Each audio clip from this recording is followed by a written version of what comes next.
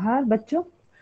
और श्री सदानंद जी, श्री कमल देव जी, मैं आप दोनों का श्री गुरु तेग बहादुर खालसा कॉलेज के हिंदी विभाग की ओर से एक औपचारिक आभार प्रदर्शन जी स्वागत करती हूँ। साथ में यह आभार अभिव्यक्त करती हूँ कि आपने एक ऐसे समय में हमें समय दिया है जो आपके कार्य क्षेत्र के लिए भी बहुत जरूरी है। और साथ ही चूंकि ये जो कोरोना काल है, उस समय एक तकनीक के माध्यम से ही हम एक दूसरे से जुड़ पा रहे हैं। तो कहीं पर हमारे कुछ विद्यार्थी ऐसे भी हैं जो गांव देहात में बैठे हैं, तो नेटवर्क की जो मिलना और ना मिलना है वो पल पल का खेल रहता है। तो ऐसे समय में आप उपस्थित हुए हैं और उनके मन में एक आशा की जो डोर है वो बंधती है जब हमारे सामने ऐसी सक्सेस स्टोरीज आती हैं, ऐसी सफलता की कहानियां आती हैं कि जहां पर कि गांव देहात और खास तौर पर जो हमारा हिंदी पट्टी क्षेत्र है, वहाँ के विद्यार्थी तमाम प्रतिभा से भरपूर हैं, लेकिन इसके बावजूद कहीं ना कहीं अपनी भाषा में, हमारी जो भारतीय भाषाएं हैं उसमें उच्च शिखर तक पहुंचने का जो रास्ता है वो बहुत जटिल रहा है, आज भी है। लेकिन आप जैसे दोनों व्यक्तियों को देख करके इनके इनका इनका जो मस्तक है वो ऊपर उठता है कि हम भी वहां तक पहुंच सकते हैं।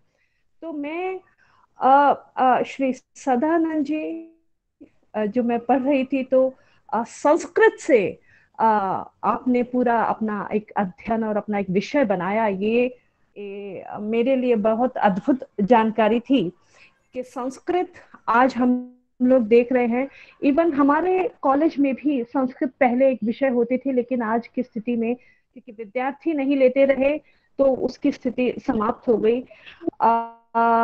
तो जाहिर सी बात है कि एक ऐसी सफलता हम देख के हमारे मन में भी एक संघर्ष की भावना आ रही है कि हम पुनः उसके लिए लड़ाई लड़े और अपने कॉलेज में उस विषय को पुनः स्थापित करें।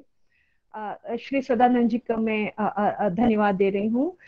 कमल देव सिंह जी, जाहिर सी बात है एक ऐसा इन्होंने एक क्षेत्र चुना जहां पर मैं ये कहती हूँ कि अगर मेरे समय में होते हैं तो शायद मैंने कभी नहीं सोचा यूपीएससी का, लेकिन अब मेरे समय में होते तो मैं भी कोशिश करती अगर कमल देव सिंह जी की संस्था होती जहां पे वे तमाम उन लाखों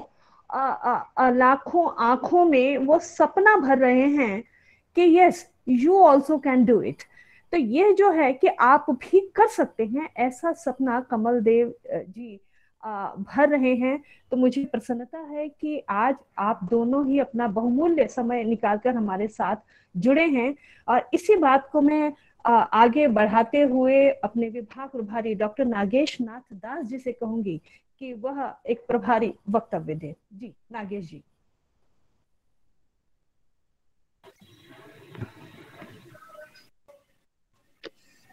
नमस्कार। स्मिता जी, कार्यक्रम की संयोजिका डॉक्टर स्मिता जी, हमारे विभाग के सदस्य डॉक्टर मुकेश जी, डॉक्टर सुमिता जी, डॉक्टर रमलेन जी, डॉक्टर कमलजीत जी, श्री मनीष, सुश्री हल्कामणि, श्री राहुल जी और हमारे विभाग के हिंदी विभाग के प्यारे विद्यार्थियों, मैं आप सबकी ओर से इससे हिंदी विभाग के वेब मंच पर आज इस कार्यक्रम पाक्षिकी कार्यक्रम के अंतर्गत जो अतिथि वक्ता हैं, आईएएस से निर्माण आईएएस के संरक्षक और संस्थापक श्री कमलदेव सिंह जी और भारतीय पुलिस सेवा के अधिकारी श्री सदानंद जी का हार्दिक अभिनंदन करता हूँ। जो विषय बनाया गया है, रखा गया है, मुझे लगता है कि हिंदी माध्यम से प्रतियोगिता परीक्षा के अवसर संबंधी ये दोनों ही वक्तव्य हम लोगों के लिए जो है मील का पत्थर साबित होगा, क्योंकि ये आदर्श उनके जीवन का यथार्थ है।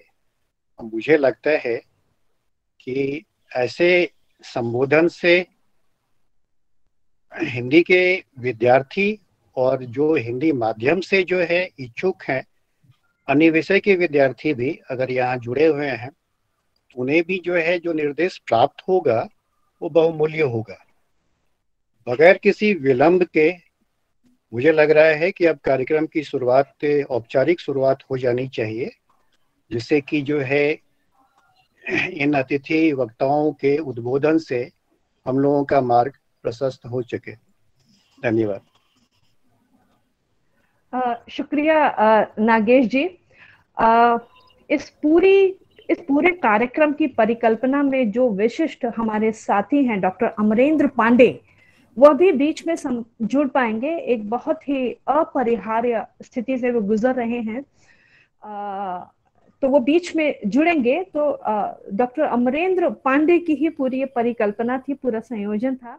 तो मैं कामना करती हूँ कि वे जल्दी ही बेहतर हमारे साथ जुड़े।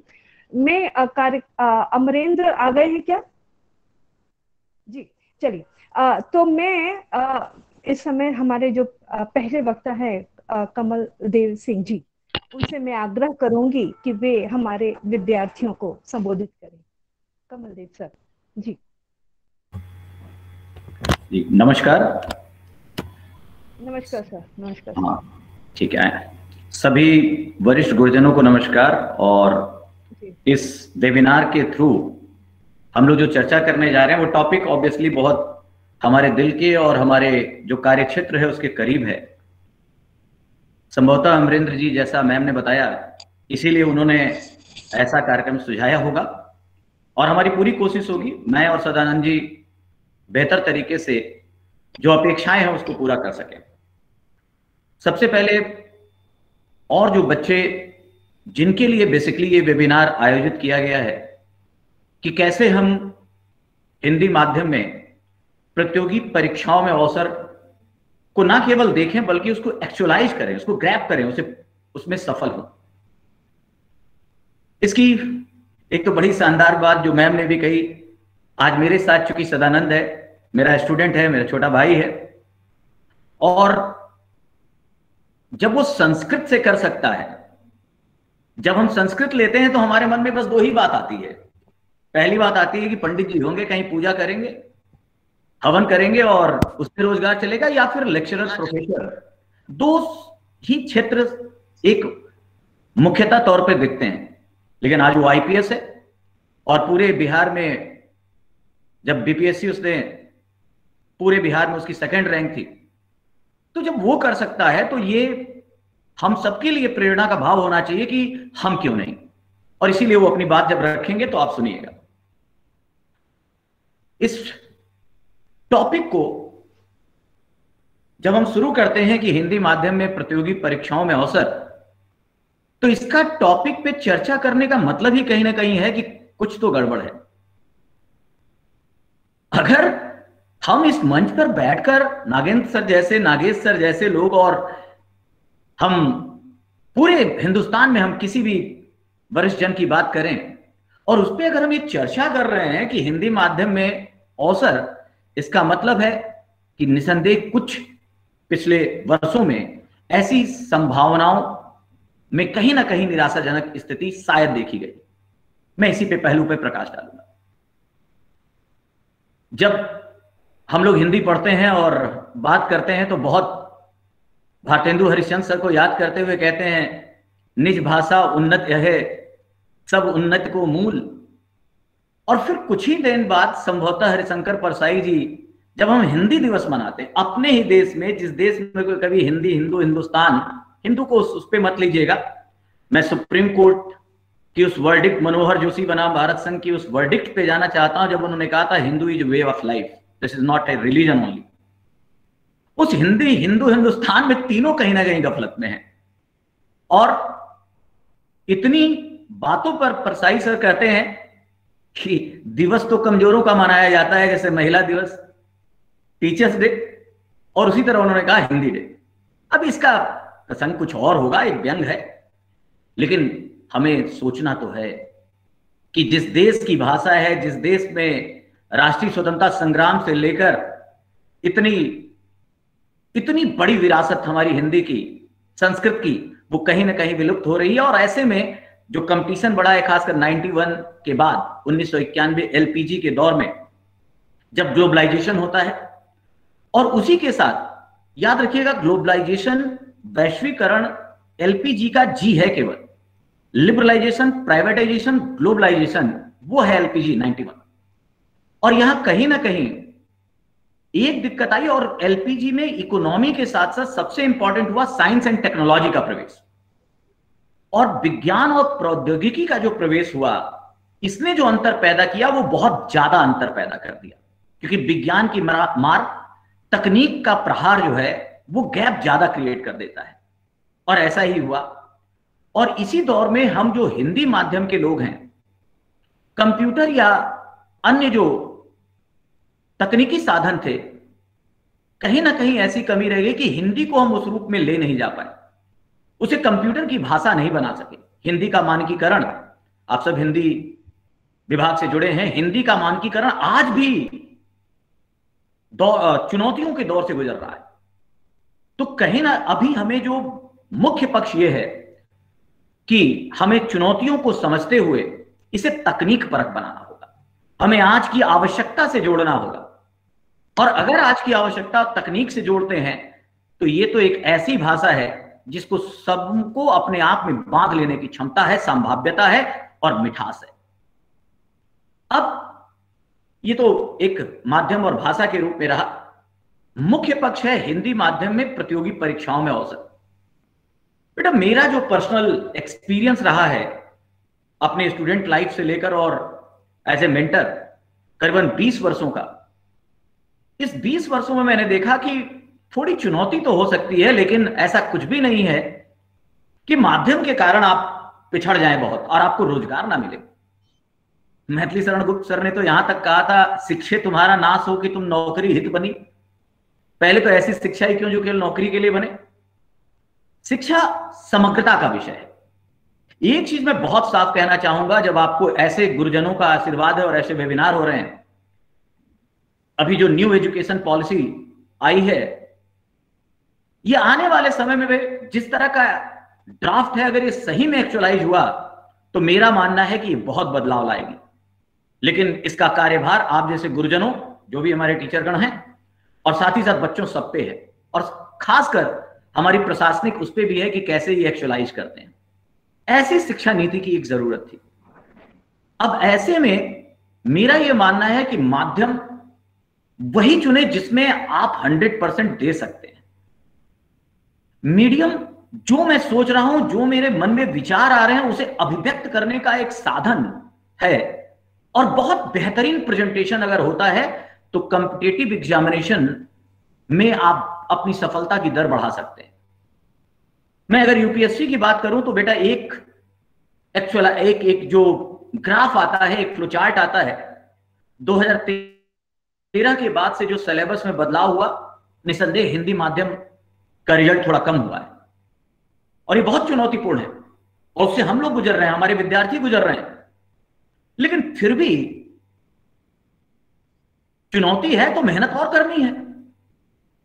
ऐसा नहीं है कि हम छोड़ के चले जाएं, और ऐसा भी नहीं है कि सिलेक्शन होता ही नहीं है। अभी 2017 बैच में एक लड़का है शैलेंद्र इंदौलिया, और वो बीएचयू आईआईटी से उसने बीटेक किया, और उसके बाद राष्ट्रीय इस्पात निगम लिमिटेड RINL विशाखापट्टनम में जॉब में था। वो चाहता तो बड़े आराम से अंग्रेजी माध्यम चुन सकता था, but he opted Hindi medium. उसने हिंदी माध्यम को चुना। कहता है सर, मेरी अभिव्यक्ति, मेरा विचार, मेरी सोच इस माध्यम में उभरती है। इन सब चुनौतियों को देखते हुए मैं 2017 की बात कर रहा हूं, ज्यादा पुराना नहीं। और 2 साल लगातार, 1 साल उसने 300 प्लस रैंक आई तो उसको कस्टम मिला, और अगले साल बेटा ऑल ओवर इंडिया उसकी रैंक आती है 38। कभी सदानंद अगर आएंगे और तो शैलेंद्र को भी बुलाएंगे, और ये जरा virtual is virtual and real is real मेरा हमेशा मानना है, कभी जब मिलके बात करेंगे तो देखिए क्या लोग हैं। ऑल ओवर इंडिया 38 रैंक लाता है, और जुनून देखिए। आईपीएस में सदानंद इस बात को बेहतर जानते हैं, आईपीएस जो बनता है यूपीएससी के थ्रू, वो बेचारा मजबूरी में बन जाता है, क्योंकि आईएएस नहीं मिला तो आईपीएस बन गया 90%। लेकिन कुछ लोग हैं जो चुनते हैं मुझे आईपीएस बनना है। 38 रैंक पे बन सकता था, लेकिन he opt IPS, Rajasthan cadre, home cadre मिला, और अब बीकानेर में पोस्टेड है। मेरा यह कहना है कि वो ले सकता था, नहीं लिया, तो क्या कमजोर की भाषा चुनी उसने? क्या अगर कोई आईआईटी अगर बीएचयू से पढ़ा है और विशाखापट्टनम में 5 साल से नौकरी कर रहा है, तो इतना तो आप समझते होंगे उसकी इंग्लिश आती होगी, बहुत बढ़िया लिख सकता है।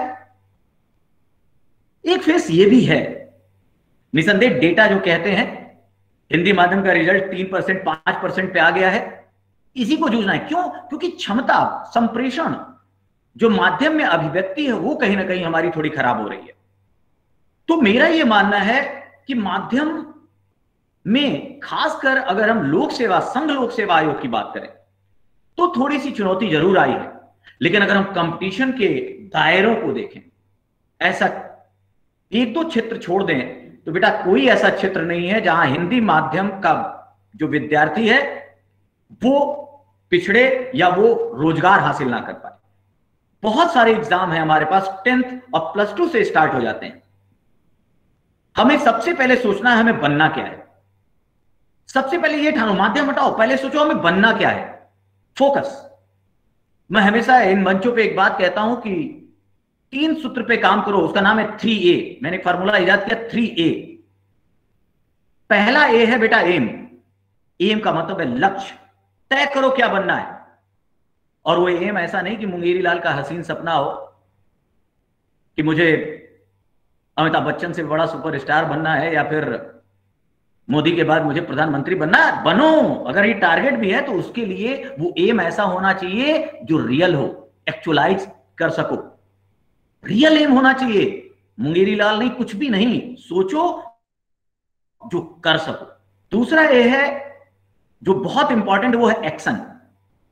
आप याद कीजिए सर एपीजे कलाम साहब को, उन्होंने कहा था सपने देखो और खुली आंख से देखो। सपने हर व्यक्ति को देखने चाहिए, और सपने में क्या हिंदी इंग्लिश, सपना देखो और साथ ही साथ लेकिन एक्शन। इतना वर्क करो, जो सपना देख लिया उसके लिए अब सोना नहीं है तुम्हें। सपने खुली आंख से देखो, मतलब अब कार्य करते रहो। जो कभी विवेकानंद जी ने कहा था, उठो जागो और तब तक ना बैठो जब तक तुम लक्ष्य को प्राप्त ना कर लो। ये है एक्शन, और ऑब्वियसली उसके अकॉर्डिंग एक्शन करो। अगर अमिताभ बच्चन बनना है तो भैया उस लेवल की एक्टिंग सीखो, दिन भर उसमें अपना समर्पण करो। और अगर आपको जो भी क्षेत्र चुनना, आईएएस आईपीएस का एग्जाम देना है, एसएससी निकालना है, इंस्पेक्टर बनना है, एक्साइज में जाना है, आपको लेक्चरर बनना है, एकेडमिक क्षेत्र को चुनना है, फोकस करो, क्योंकि जैसा लक्ष्य उस हिसाब से एक्शन बदल जाएगा। अब मैं आईएएस की तैयारी करा रहा हूं और पता चले कि मुझे कोई कहा जाए कि मैं एक लेक्चर दूं कि हम फिल्म अभिनेता को कैसे बेहतर बनाएं या ट्रेन करें, तो ये सही नहीं है। फिर मुझे उतनी मेहनत उधर करनी पड़ेगी। मेरा कहने का मतलब है बेटा जिसमें रहो एक्सीलेंट करो, और एक्शन प्लान के साथ करो, जो आजकल रोड मैप कहलाता है। जो ठान लिया उसके लिए एक रोड मैप बनाओ, एक एक करके पॉइंट पॉइंट आगे बढ़ो और गिव योर 100%। अगर 100% दोगे, इस तरह की एक्शन प्लान आना चाहिए। तो फर्स्ट है एम, और एम सपने वाला नहीं, रियलिस्टिक। दूसरा एक्शन, और थर्ड ए है बेटा एटीट्यूड। इस एटीट्यूड को मैं बहुत बेहतरीन मानता हूं। आपका एटीट्यूड पॉजिटिव होना चाहिए, एनर्जेटिक होना चाहिए, और हमेशा इस चीज को लेकर चलना चाहिए कि मुझे करना ही है। मैं आई कैन, कहते हैं ना कि आई कैन, मैं कर सकता हूं। आपकी जिंदगी की यात्रा जिस कंपटीशन के लिए निकालना हो, आई कैन से शुरू करो, लेकिन मेहनत करने के बाद इसे आई विल में ट्रांसफर कर दो। मैं कर सकता हूं, क्योंकि ये दुनिया बहुत डराएगी। बहुत सारे कंपटीशन है, आप उस एज में हैं वैसे भी प्रधानमंत्री जी सरकारी नौकरी बहुत कम कर रहे हैं और कह रहे हैं बाबू प्लेन भी चलाएगा, ट्रेन भी चलाएगा, उर्वरक भी चलाएगा। तो प्राइवेटाइजेशन के एक नए फेज में हो सकता है आपकी पीढ़ी आए, लेकिन मेरा यह मानना है कि इन सबसे कोई फर्क नहीं पड़ता। जो एम है तय कर लिया, एटीट्यूड पॉजिटिव रखना है कि मुझे करना है, और मुझे करना है शुरुआत इससे, और मैं करूंगा, आई विल। ये कब आएगा? जब एक्शन सही होगा। लगातार पढ़ते रहोगे, टेस्ट दोगे और देखोगे कि उसमें आपका प्रेजेंटेशन मजबूत हो रहा है, आपको मार्क्स अच्छे मिल रहे हैं, ये हमेशा आप आगे बढ़ेंगे। मैं हमेशा इस संदर्भ में रामायण का वो संदर्भ बताना चाहता हूं कि जब सीता माता को खोजा जा रहा था, लंका जब रावण अपहरण करके ले गया था और सब लोग परेशान थे, तो हिंद महासागर तक लोग पहुंचे और हुआ कि अब कैसे उस पार जाया जाए श्रीलंका। और इसी प्रसंग में मैं बता रहा हूं चुनौतियां क्या हैं। वो जो समुद्र है ना, सोचिए हिंद महासागर कितना बड़ा अथाह, और जब वो ज्वार भाटा और जो आवाज आती है, पता नहीं कितनों के दिल कमजोर हो जाते हैं। क्या राम जी और वानर सेना ने अगर दिल कमजोर किया होता तो कभी मां सीता को खोज पाते? वो गए, पूरा जो हिंदू मिथोलॉजी है उसको बदल कर रख दिया। क्यों? और आपकी जिंदगी में इस प्रसंग में मैं बताता हूं, वो जो समुद्र है ना, ये आपकी चुनौतियां हैं। जब आप तैयारी करोगे, पढ़ोगे, स्टूडेंट लाइफ से गुजरोगे, तो कभी मां पैसा नहीं देंगी, कभी पापा जो है डांटेंगे कि अभी तक पढ़ रहा है, कुछ कर नहीं पाया। आपके मित्र डांटेंगे, आपके पड़ोसी कहेंगे अरे अभी तक तो कुछ कर ही नहीं रहा है। ये चुनौतियां, यही समुद्र है। उस रामायण के प्रसंग का समुद्र है आपके आसपास का माहौल, आपकी चुनौतियां। लेकिन इसे पार पाना है, और इसे पार पाना है तो याद रखो, सबसे पहले खोज करने वाले हनुमान जी थे। हनुमान के अंदर ताकत, हम उनके ऊपर, आपको याद होगा बचपन में उन्होंने सूर्य भगवान या सूर्य को फल समझकर खाने की कोशिश की थी, लेकिन इस समय भूल चुके थे। उन्हें उनकी ताकत का एहसास दिलाया एक बूढ़े जामवंत ने, जब कहा काचुक साध रहा बलवाना। और जब यह एहसास दिलाया, एक छलांग में समुद्र पार, और पूरा रामायण का प्रसंग जो है बदल जाता है। तो यहां पर मैं ये कहना चाहता हूं, ये समुद्र चुनौतियां हैं जिसलिए हम आप बात कर रहे हैं। और बेटा याद रखना, हनुमान तुम हो, पार तुम्हें ही करना है। ये नागेश सर, जहां मैं, अमरिंदर सर, मैं और सदानंद लोग जामवंत हैं, अब बूढ़ा रिच। हमें आपकी शक्तियों को एहसास दिलाना है, आपके अंदर की क्षमताओं को बताना है। हनुमान तुम्हें बनना है। बैठकर अगर हम लोग देते रहे, तुम्हें एक स्पीच अगर ये समझ रहे हो तो जिंदगी भर बस बैठकर कि हिंदी गलत है या संस्कृत में नहीं होता, उर्दू में नहीं होता। बेटा क्षमताओं को निखारो, बैठने से कुछ हासिल नहीं होगा। उठो, लड़ो, और लड़ोगे तो जीतोगे।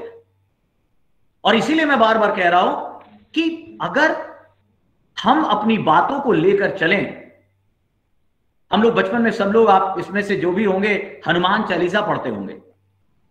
हनुमान चालीसा की पूरी सारी समग्रता में एक लाइन मुझे जो बहुत बचपन से बहुत प्रभावित करती रही, वो ये कि आपन तेज संहारो आपे, तीनों लोग हाकते कापे। अपना तेज संभालो। ये दुनिया जो है, जिस दिन तुम अपने आप को जान गए, इसी को सोक्रेटिस नो दाई सेल्फ बोलता है, और बुद्ध साहब आप तो दीपो भवः बोलते हैं। सब जगह एक ही बात है। तो आपन तेज संहारो आपे, अपने तरीके से अपनी क्षमताओं को समझो, और जिस दिन क्षमताओं को समझा, उस क्षमताओं के बाद एक संतान बनाओ, एटीट्यूड पॉजिटिव रखो, और फिर हिंदी माध्यम में जो भी अवसर है आप देखेंगे ऐसी कोई बहुत बड़ी रुकावट नहीं है। सिविल सर्विसेज में निसंदेह जो दर घटा है, उसमें दोषी सभी लोग हैं। संघ लोक सेवा आयोग भी है, हम टीचर्स भी हैं, और बच्चे भी। इन्हीं तीनों को दूर करना है, और धीरे धीरे दूर होगा। बाकी आप, जैसे मैंने कहा, आप लक्ष्य अपना निर्धारित करें।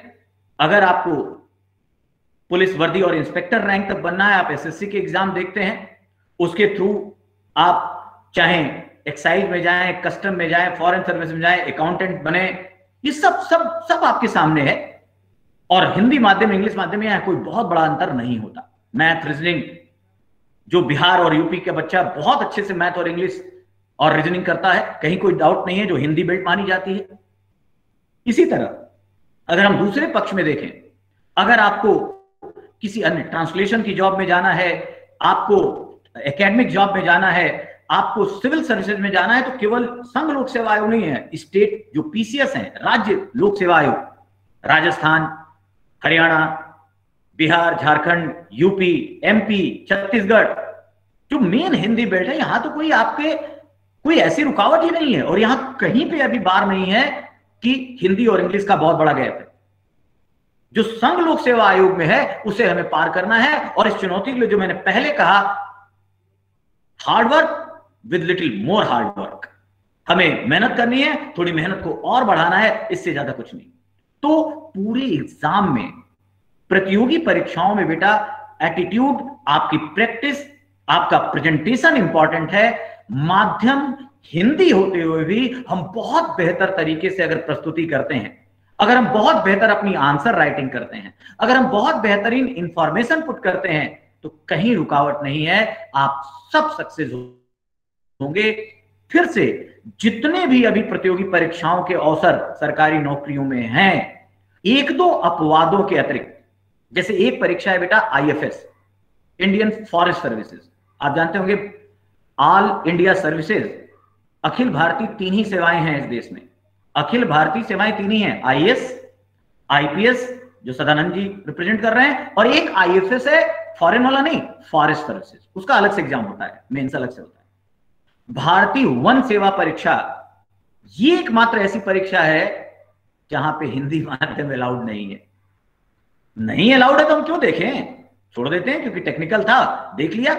वन सेवा परीक्षा और कुछ अपवादों के अतिरिक्त आप जिस दौर, और मेरा यह मानना है कि जो रुचि हो उसी विषय को चुने, वही बनने की सोचें।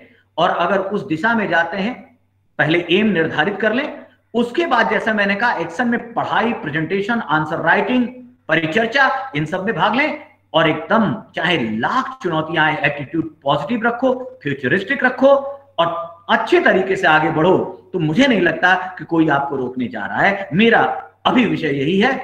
मैं मैम से कहूंगा कि बच्चे बाद में जो क्वेश्चन पूछेंगे, तो अगर कोई क्वेरी हो तो पूछिएगा, नहीं तो मैं यहीं अपनी बाड़ी को विराम दूंगा और सदानंद से बात करने के लिए आमंत्रित कीजिए। Thank you ma'am, thank you.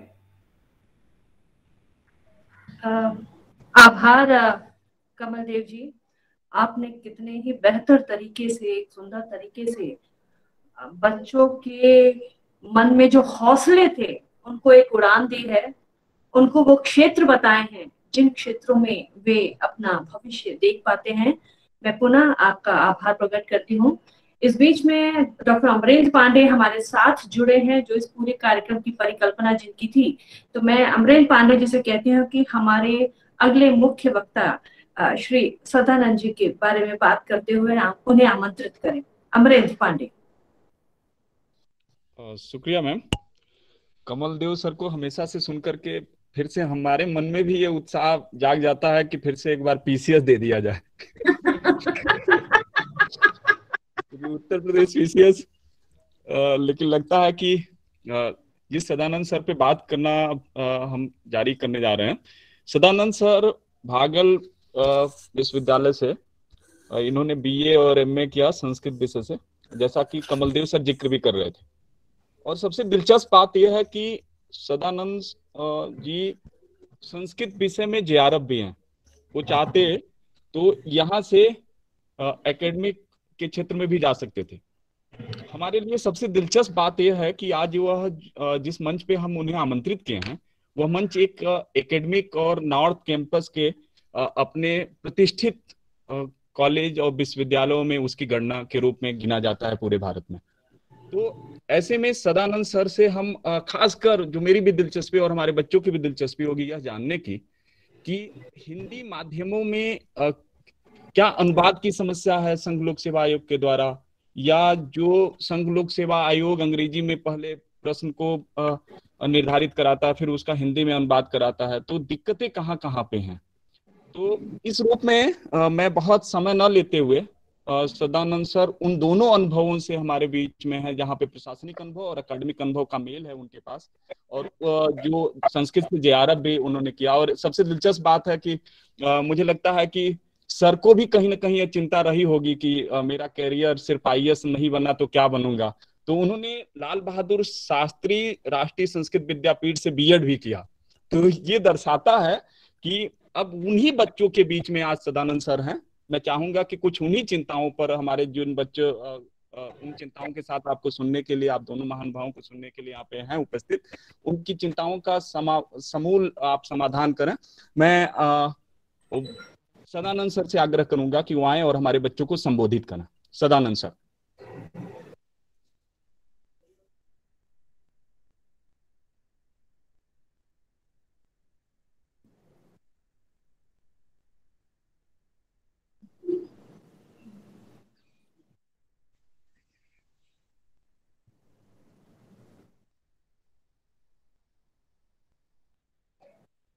Sir मेरा नेटवर्क कनेक्शन गायब हो गया था।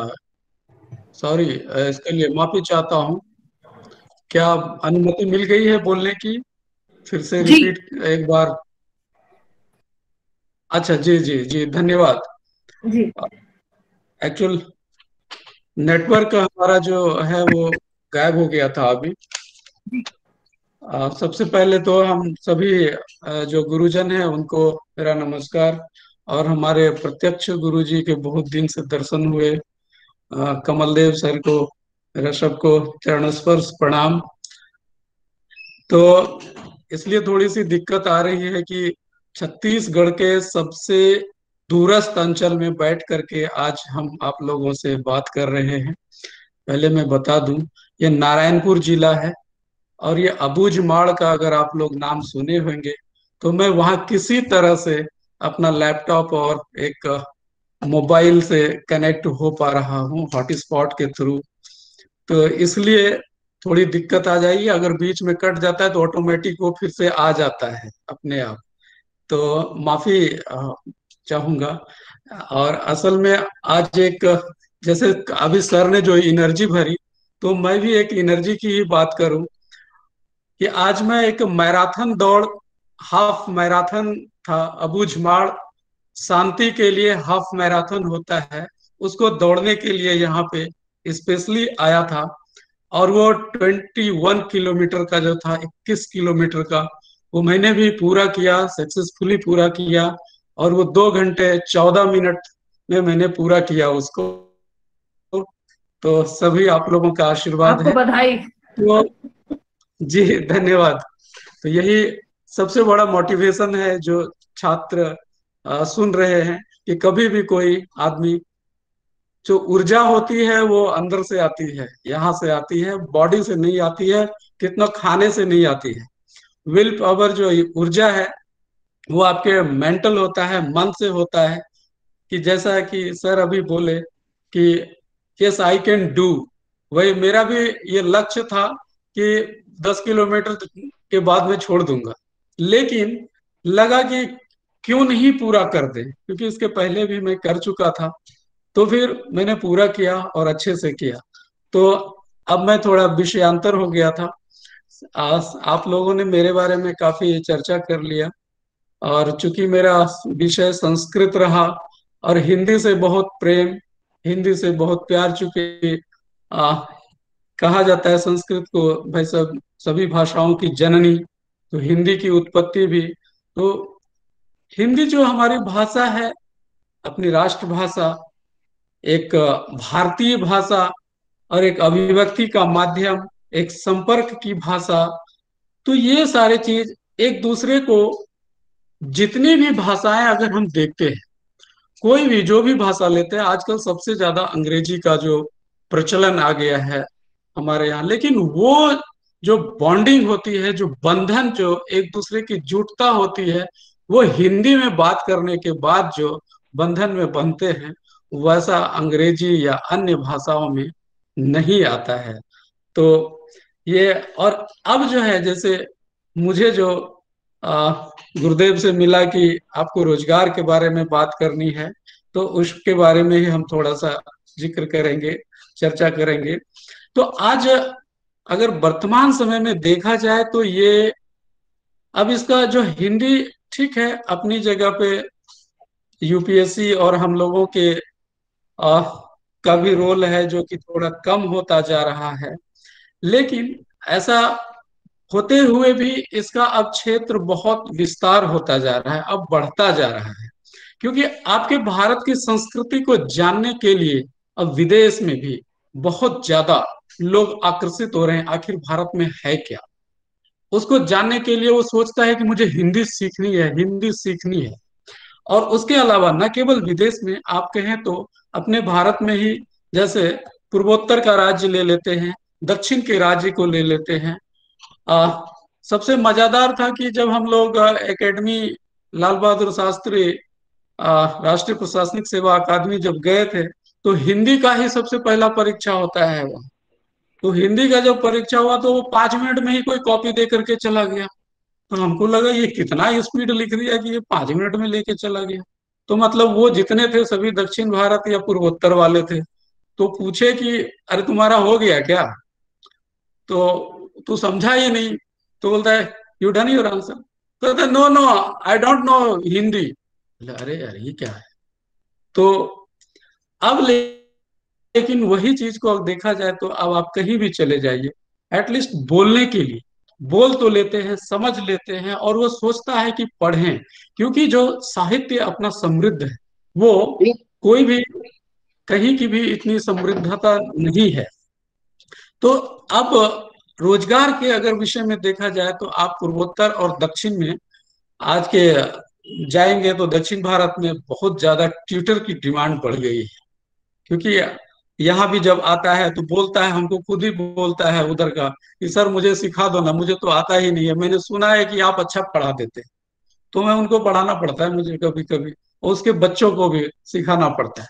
तो ये, और विदेशी इसलिए सीख रहे हैं कि भारत की संस्कृति को उसको जानना है, और इसलिए वो यहाँ पे आते हैं और वो खोजता है। एक बार पढ़ के जब आता है तो उन चीजों को वो देखता है और कहता है अच्छा ये मैंने सुना था, ये पढ़ा था, इन चीजों को मुझे जानना है। तो इस एक ये अगर इस रूप में इसको देखा जा रहा है।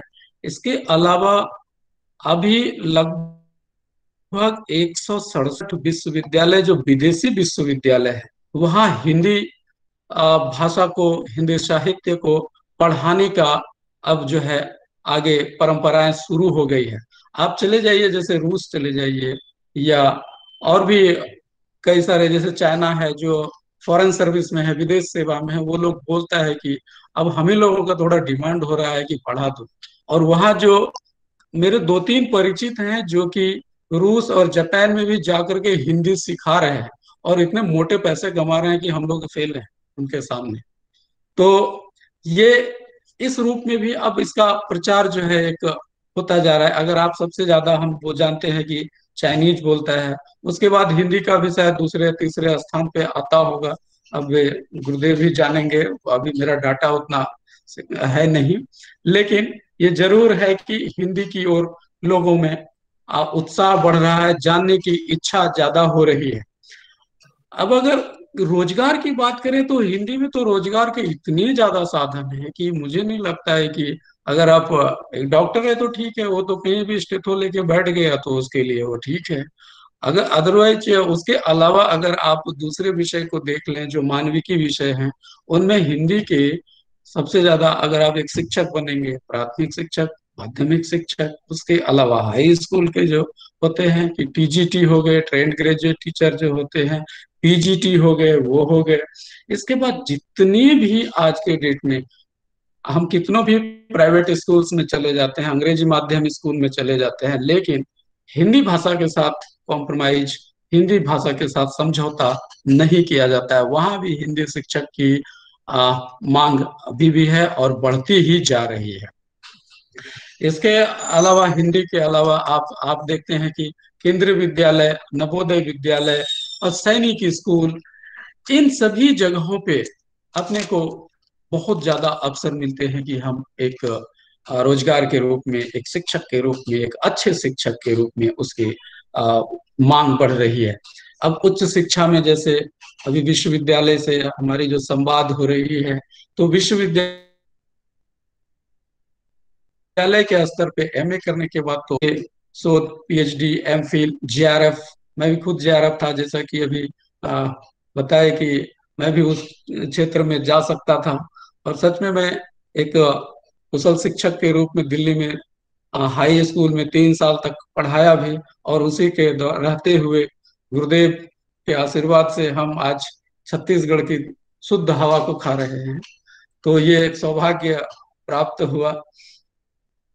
अगर हवा चाहिए तो मैं यहाँ से भेज दूंगा। तो ये एक जेआरएफ के रूप में आप अपना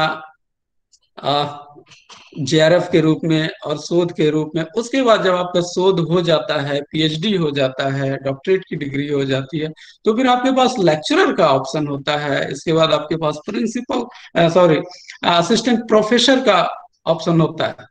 और ये तो हुई परंपरागत चीजें।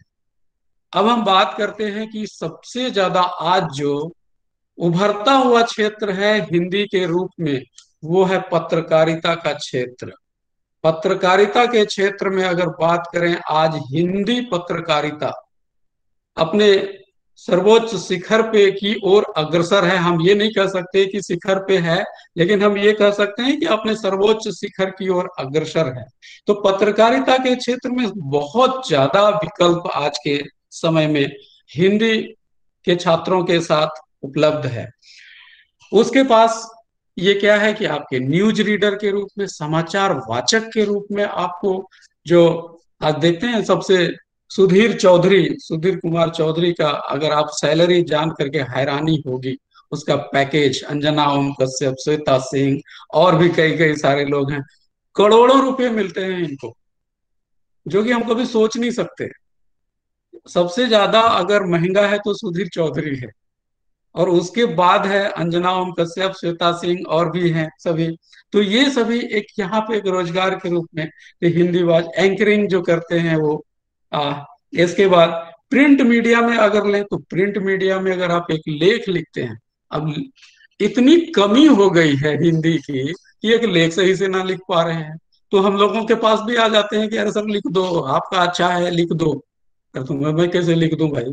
तो इसके लिए भी वो कहते हैं, तो इसके लिए अब एक पेज लिखने का पैसे ले रहे हैं। तो हमें केवल ना इन चीजों पे आगे बढ़ना है। तो आपके हो गए प्रिंट मीडिया में, अब विज्ञापन आप देख लेंगे, आप कहीं भी विज्ञापन जो छपता है, तो विज्ञापन को आप पढ़ें, सभी हिंदी के विद्वान हैं, विद्वज्जन हैं, उसमें कितनी अशुद्धता होती है। तो वो शुद्धता रही नहीं, तो शुद्धता के लिए अपने पास आते हैं, तो आप विज्ञापन के रूप में लिखते हैं। इसके बाद अभी सबसे ज्यादा जो ये हो गया आपके न्यूज में, आप एंकरिंग की हो गई, प्रिंट मीडिया, इलेक्ट्रॉनिक मीडिया हो गए, रेडियो स्टेशन, वहां भी एक वाचक के रूप में, एक वक्ता के रूप में बहुत बड़ा विकल्प है, बहुत बड़े रोजगार के साधन है। तो इसके अलावा लोकसभा, राज्यसभा में हर साल हिंदी के लिए अलग से वहां पे वैकेंसीज आती रहती हैं। तो ये आप, इसके बाद सबसे बड़ी बात अभी एक जो युवा लेखक अपने भी यूपीएससी जो क्वालिफाई नहीं कर पाया, अपने ही बीच से, उसका नाम मैं भूल रहा हूँ, जिन्होंने डार्क हॉर्स आई थिंक लिखा, उनका नाम मैं भूल गया, उन्होंने मुझे गिफ्ट किया था, मैं खुद ही पढ़ा तो मुझे लगा कि नहीं तो नहीं थी। तो नीलोत्पल नीलोत्पल जी, नीलोत्पल मृणाल जी। तो रचनात्मक लेखन की अगर बात किया जाए, तो आज उभरता हुआ क्षेत्र आ रहा है, रचनात्मक लेखन के रूप में आप उसको इस्तेमाल करते हैं कि, और सबसे बड़ा एक मैं भी, मुझे लगा कि इसमें पैसा कैसे कमाया जाए, तो मेरे पास एक फ्लाइट में चलते हुए मुंबई के एक डायरेक्टर मिले, फिल्म के डायरेक्टर मिले, और उनसे मेरी थोड़ी देर की बात हुई, 10 मिनट बात हुई कि hi gentleman, you are looking very smart. बोले यार आप बाल उड़ गए, तुमको स्मार्ट में कहाँ से दिख रहा हूँ? तो फिर बातचीत हुई, तो मैंने अपने बारे में बताया, थोड़ा सा बताया तो कहा your story is very interesting, I think one film should be make. तो अंग्रेजी में बोल रहा था, बोले सर हिंदी में बात करो ना, अच्छा लगेगा। अब हिंदी में ही लिखोगे तो बोला कहानी अच्छा है, आप लिख देंगे क्या? तो एक स्टोरी राइटर के रूप में आप देखें कि अभी के समय में सबसे ज्यादा कहाँ लिख पा रहे हैं आप पहले जो कहानियां लिखी जाती थी, फिल्मों की स्क्रिप्ट लोग जो लिखे जाते थे, आज फिल्म की स्क्रिप्ट लिखने वाले की कमी हो गई है। तो वो फिल्म के स्क्रिप्ट लिखने में इतने पैसे मिलते हैं कि आप सोच नहीं सकते, उसके रॉयल्टी के आधार पे आपको मिलते हैं। तो सिनेमा में हो गया, आपके स्क्रिप्ट लिखने में हो गया, इसके बाद कितने छोटे छोटे वेब सीरीज आजकल आ रहे हैं, उस वेब सीरीज को भी लिखने वाले की कहाँ मिल रहे हैं, खोज रहे हैं कि कौन लिखेगा। किसी की जीवनी लिखना हो तो नहीं लिख पा रहे, मिल पा रहे हैं। तो ऐसे जगह भी अपने पास रोजगार के बहुत सारे अवसर हैं। और इस इंटरनेट के आ, दुनिया में सबसे बड़ा जो अभी उभर के सामने आया, ब्लॉग लिखना किसी के लिए, या तो आपने पसंदीदा विषय पे ब्लॉग लिखते हैं तो उससे भी बहुत पैसे आपको अर्निंग होती है। अब तो ब्लॉग लिखने के लिए लोग हायर कर रहे हैं। यहाँ आप तो दूसरे पक्ष को जान ही रहे हैं, विधायिका, कार्यपालिका और न्यायपालिका, बोलने की जरूरत नहीं है कि जो है उनको बोलता है मुझे लिख के दो, तो घूमता रहता है कि खोजता रहता है कैसे कौन लिखेगा अच्छा। तो जो लिख पा रहा है, तो ये एक ब्लॉग लिखना, ये सब रोजगार के अवसर हैं। इसके अलावा आप देखते हैं कि अनुवादक के रूप में भी, और जो द्विभाषी या त्रिभाषी हो जाते हैं कि भाषा के रूप में, अब पर्यटन के क्षेत्र में सबसे ज्यादा इस्तेमाल हो रहा है, और वह भी अपने यहाँ भी और विदेशों में भी। अपने यहाँ भी हो रहे हैं, विदेश में सबसे ज्यादा हो रहे हैं, क्योंकि अब पहले तो समुद्र पार करना ही पाप माना जाता था, अब तो समुद्र पार बसना पुण्य माना जा रहा है। तो इसलिए और घूमना तो और अच्छा माना जा रहा है। तो यहाँ से जो जा रहे हैं दूसरे देश, तो वहां अगर वो बोलेगा, या तो इंग्लिश बोलेगा, इंग्लिश सबके बस की बात होती नहीं। तो यहाँ के जो छात्र हैं, जैसे दिल्ली यूनिवर्सिटी और भी जो हिंदी के छात्र हैं, वो वहां जाते हैं, या तो वो जापानीज सीखेगा या चाइनीज सीखेगा, फ्रेंच सीखेगा।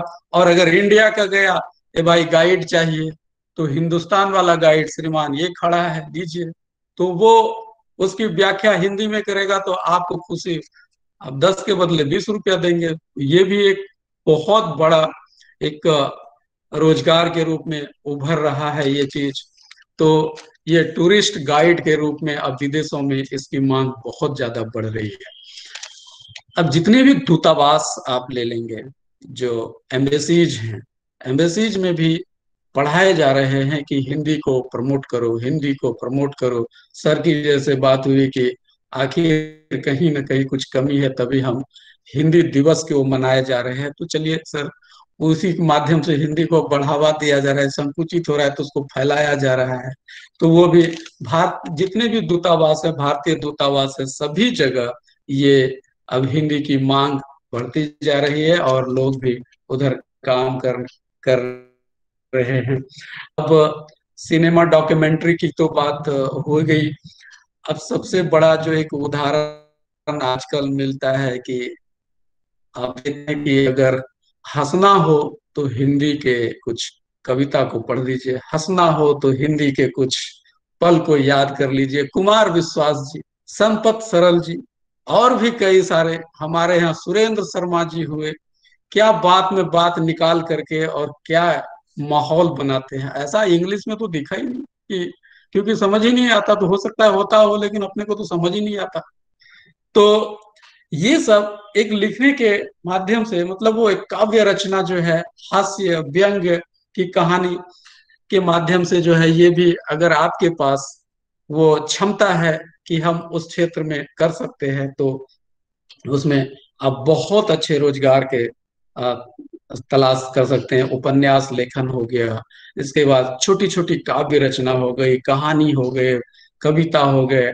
और एक लास्ट में एक टॉपिक ये मैं बोलना चाहूंगा कि आज जो सोशल मीडिया प्लेटफॉर्म जो है आपका यूट्यूब, यूट्यूब में भी आप हिंदी के प्रचार प्रसार के लिए कई सारे वीडियोज और एक चैनल के माध्यम से अगर हम हिंदी को प्रसारित करते हैं, उसे देखने वाले इतने मिलते हैं कि उससे भी आपको बहुत सारे पैसे मिलते हैं। तो ये आपके रोजगार के साधन के रूप में हिंदी की ये महत्ता रही, और उसमें अगर हम थोड़ा संस्कृत या और भी चीजों को अगर जोड़ते हैं तो और भी अच्छा हो जाता है।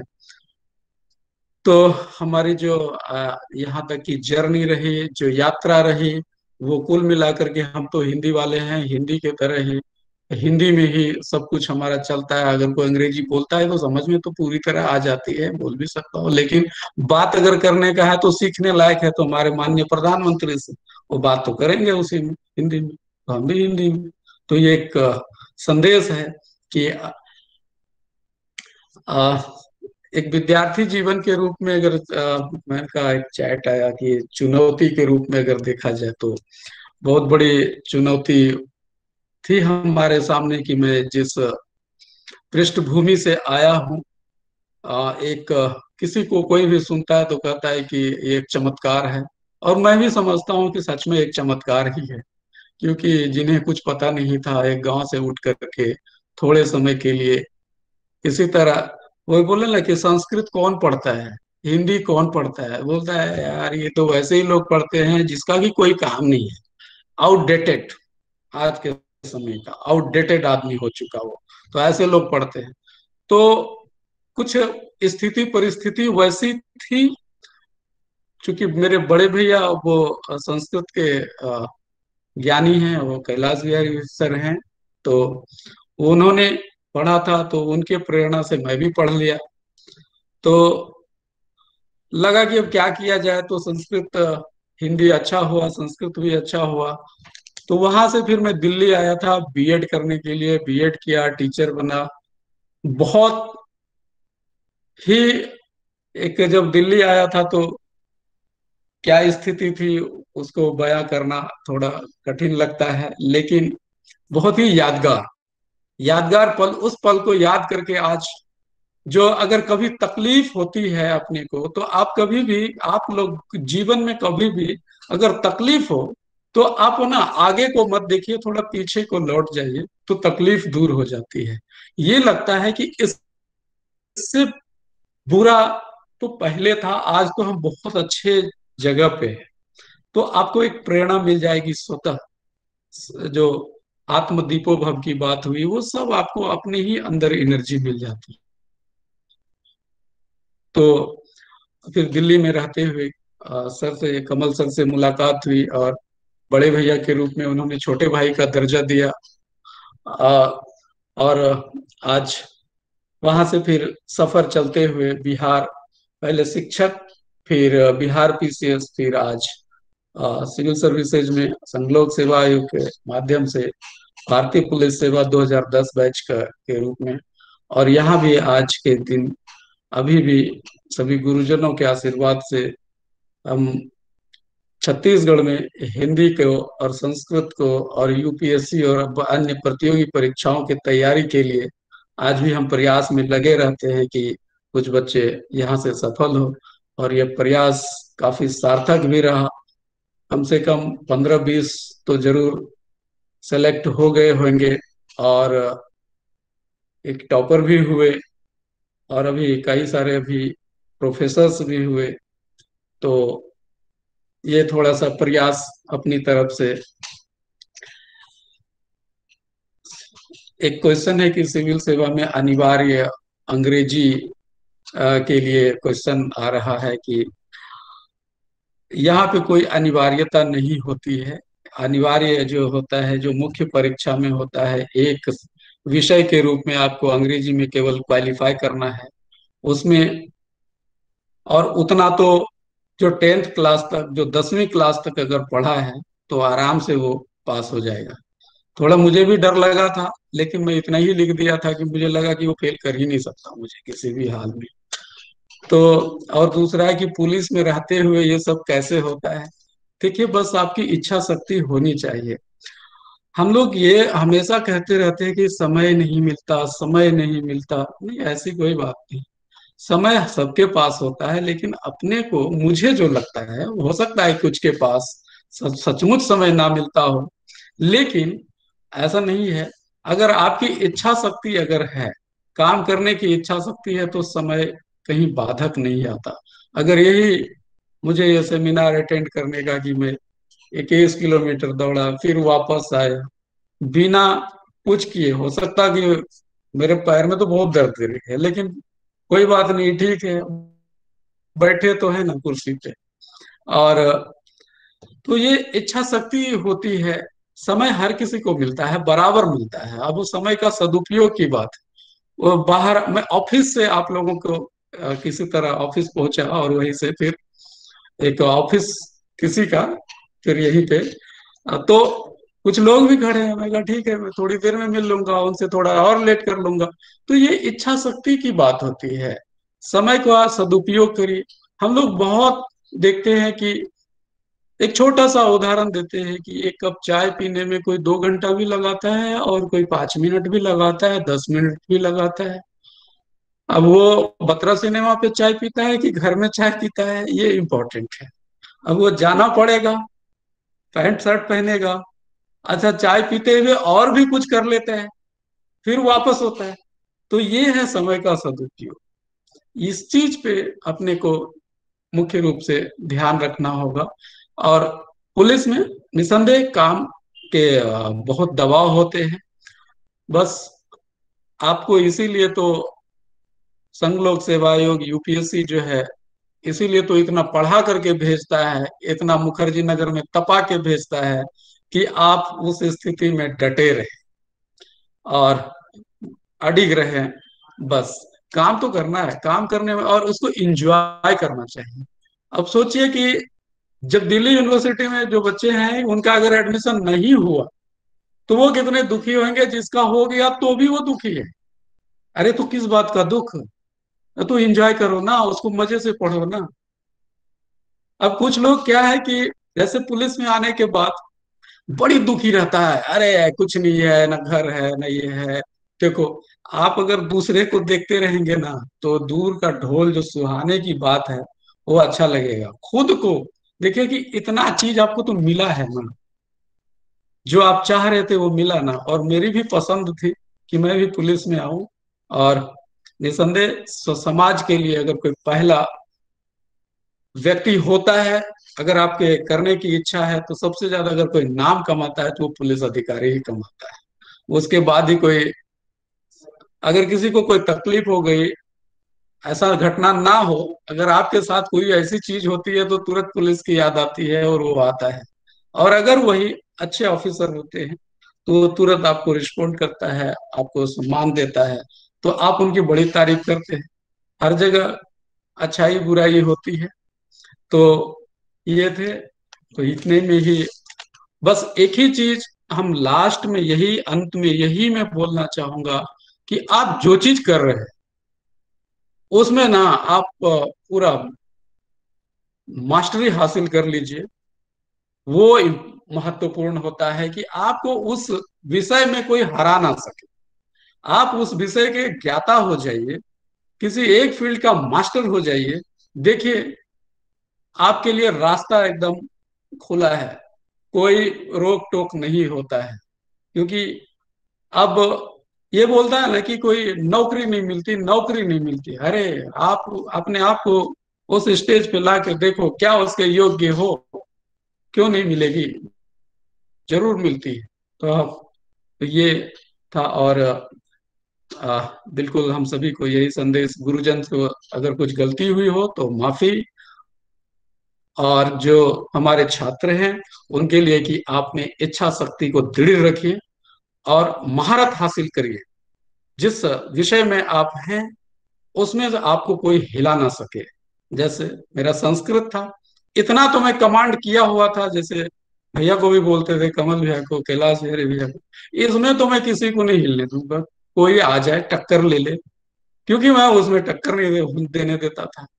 आज अगर मैं पुलिस में हूँ तो पुलिस में भी मैं बोला कि आज तो मैं कंप्लीट करके रहूंगा। मेरे साथ मेरा सिक्योरिटी भी चल रहा था, दौड़ रहा था। वो आधे रास्ते में कहता है, श्रीमान मैं अब बैठ जाता हूँ। मैं बोला ठीक है तू जा। ठीक है, लेकिन मैं तो पूरा करूंगा, आप भी आ जाइए। बोले नहीं रे, आज तो मैं पूरा करूंगा। तो ये विल पावर होती है। और विल पावर, शरीर में ताकत हर किसी को, जैसे बजरंगबली की याद दिला है, बस अपने आप को याद दिला लीजिए, आपका नैया पार है, कोई नहीं रोक सकता आपको। तो इस तकनीक के माध्यम से जोड़ने के लिए मैम आपको बहुत बहुत धन्यवाद, और सभी गुरुजनों को फिर से मेरा प्रणाम जी। शुक्रिया सदानंद सर, बहुत ही सारगर्भित वक्तव्य। और मुझे लगता है कि दिल्ली यूनिवर्सिटी के इस प्रेस्टिजियस कॉलेज के विद्यार्थी और दिल्ली यूनिवर्सिटी के बहुत अलग अलग कॉलेजेस से, दूर दराज के गोरखपुर से, भोपाल से भी जुड़े हुए इसमें विद्यार्थी आपके इस वक्तव्य से बहुत ही प्रभावित और लाभान्वित हुए होंगे। कमलदेव सर के 3A और आपके मास्टरी विषय में कर, दोनों के जोड़ का नाम IAS या किसी भी तरीके के कंपटीशन के निकालने का प्रयास होगा।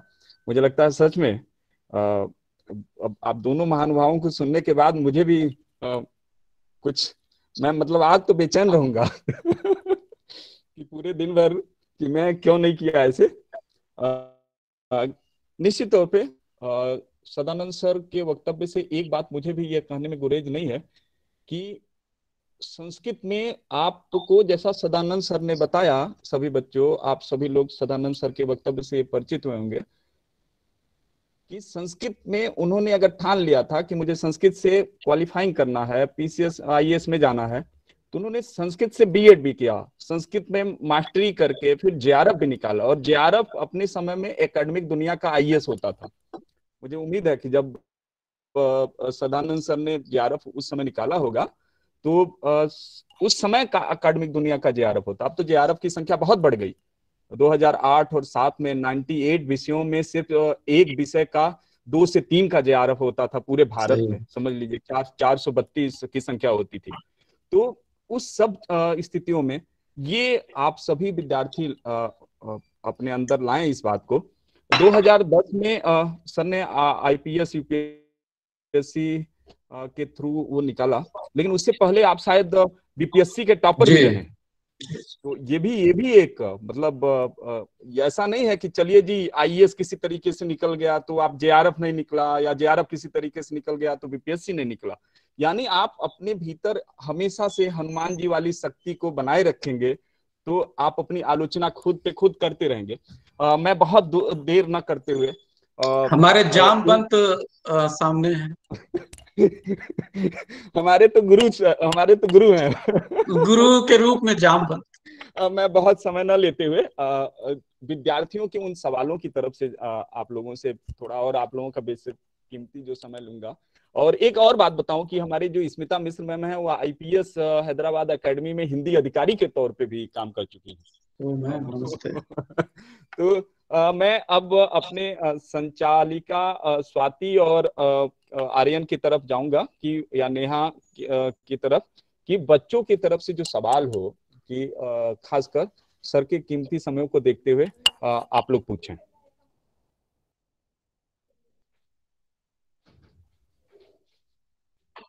जी सर।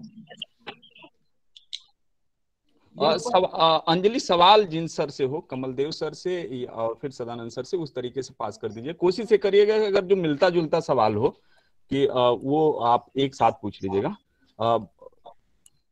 ठीक है जी सर।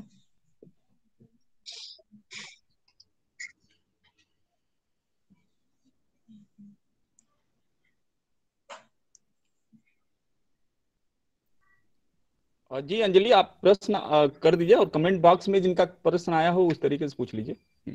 सर पहला प्रश्न है, भारतीय प्रशासनिक सेवाओं का पद ग्रहण करने के लिए हिंदी माध्यम का चयन बहुत अच्छा चयन है, लेकिन सिविल की परीक्षा में अंग्रेजी का पेपर देना भी अनिवार्य है। तो आप बताएं कि अंग्रेजी का पेपर देने के लिए हिंदी माध्यम का विद्यार्थी किस प्रकार से तैयारी करे ताकि पेपर में अच्छे अंक प्राप्त कर सकें। अंजलि, इस प्रश्न का उत्तर सर दे चुके हैं बच्चे। करेक्ट सर ये कोई और पूछो, और भी बहुत सारे प्रश्न मैं देख रहा हूँ।